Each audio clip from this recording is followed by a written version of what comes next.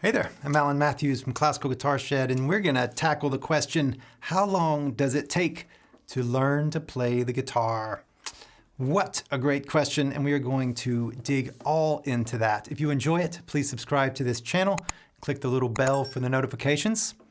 All right, stick with me, because here we go.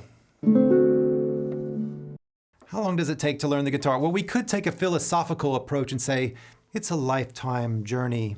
This is something that goes on forever. Great musicians have spent their entire lives into their 90s still learning and studying and practicing. And so really, there is no good answer. And we could say that, and that would be true, because that is true. But we can also look at some common landmarks that people go through on the front side. So on the long side, yes, it can go on forever. But how long will it take before we can really just play the guitar, right? Because there is a point where we can play better than we used to. So how long does it take? There are some general number of hours type of metrics that you can estimate where you are. And so the first off is the first 20 hours. So when you first begin, for the first 20 hours, you're really just getting your feet under you or your fingers under you.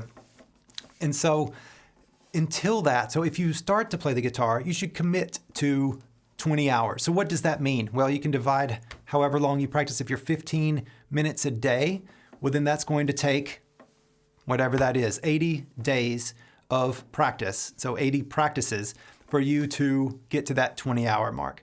What happens when you get to that 20-hour mark? Well, then your fingers are more likely to do what you tell them to, and you probably know some chords. You might be beginning to learn to read music and learning some pieces and some tunes. You might be learning some technique. Ideally, if you learn well, then you start at the very beginning with a really nice technique. You're working through it and you're not trying to figure it out yourself. And so then you can advance more within that 20 hours than you would otherwise. The next bracket up from there, and these are completely arbitrary, of course, is 100 hours. So once you get to 100 hours, then you're going to have a different experience at that point. Chances are then you might know a little bit of music theory, meaning you might know the names of some notes and be able to learn pieces and read some music, and things are just getting better, right? You know more chords, you have more facility with both hands, you're more comfortable, you've found many problems and you've overcome them. And so you've got some experience behind you. And you think about how many practices is that? Well, it's as many as it is, right? So 30 minutes a day for 200 days, that's a steady practice for however many months that is. And so you're actually getting there at that point. From there, you can think of 1,000 hours.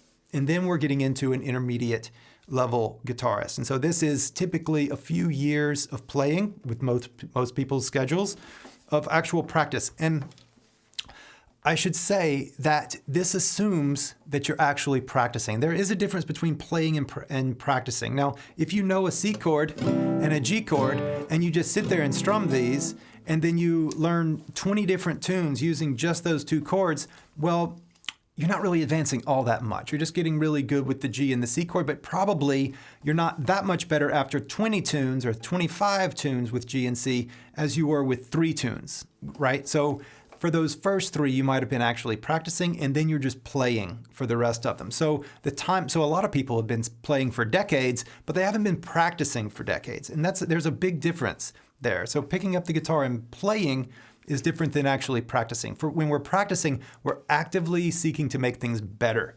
And intentional practice is the game changer. So to get the most out of your practices and get the most progress in the least amount of time, intentional practice is just the way. Anders Ericsson, the great learning researcher, that's what he found, and that's also what bears out in my personal experience and everybody that has succeeded in music, getting to a place where they want to be with music. Then I'm sure intentional practice is the way forward. Along with intentional practice is a curious phenomenon, and that is the quantum leap. Oftentimes, we can be struggling with something for a while. We can call it the plateau, right? And then one thing can change, and all of a sudden we will get much better in an instant. And this can happen. It can just be think about this in some different way. And all of a sudden you think about it in a different way and something shifts. It can be quite an amazing thing when this happens. It's wonderful. I wish we could plan on it more, but we can't. It just kind of happens sometimes. And we have to go through these times of those practices where it doesn't feel like anything's happening to get to those. And this happens more and more at the longer that you've been playing. So as to go from intermediate to advanced can actually happen quite fast. It can happen in a quantum leap. It doesn't always happen in a quantum leap. It oftentimes just takes years and years of practice, but it can, or certain aspects of it can. And this could be just the ability to all of a sudden realize that, oh, now I can be aware of the tension in my shoulder and I can release that. And all of a sudden the playing completely changes. And so things can just completely open up. Or I become more aware of some other body part or just a tension habit. I can have a hand position and some tension that was stopping me is now released, and now everything can open up. Same thing with the musical concept. Oh, if I do things in this other way, then all of a sudden everything unlocks and is much more beautiful, and I'm playing at a much more advanced level. So these things can happen, but they take practice, and we can just observe them when they do and enjoy them. Another way to spur a quantum leap is to play with faith and instead of fear. And this is a big struggle of mine personally, is that we very much want to play the right note. And so when we're playing a piece, we want to play the right note. And so that fear of missing a note actually causes us to lock down and not trust ourselves and micromanage things. Whereas if we could just have faith that we will hit every single note. Well, I almost hit every note, but if we could just have faith that it will happen, then these big shifts we could land them with absolute confidence and accuracy, because our neurology knows exactly how to do all of that. It's just that instead we don't let it. And so if we can get out of our own way and have faith and trust in our playing, then all of us, we can get much better, much faster. Our fingers, once we train them to play on the tips in the, pretty much the same place every time, and we learn how to move our hands and we can use our tension in our body well. If we can just play with faith in that way, it's amazing. And books have been written about this.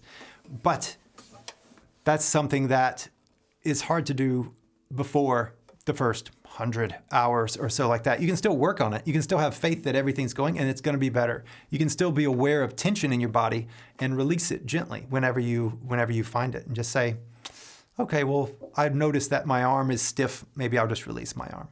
So these are how long does it take to learn guitar? As long as you'd like for it to, but you will go through these stages of 20 hours, 100 hours, 1,000 hours. You will go through beginner and early intermediate and intermediate to advanced. These are just a matter of time to go through on these. But it's always just today. And so what can you do today? Well, you can have a nice intentional practice. You can focus on something. You can find some little challenge and you can work on it. You can notice your body and how you're actually using your body. You can notice your mind and how you're using your mind. What is your attention on when you're playing? Can you stay focused? And also, can you stay lightly focused enough to where you're not straining and overbearing on your instrument? Can you keep it all at that lovely equilibrium to where it feels easy, or to where it is easy, whether it feels easy or not? All right, hope you've enjoyed this video. Good luck in all of your playing. Please subscribe to this channel and talk to you soon. Take care.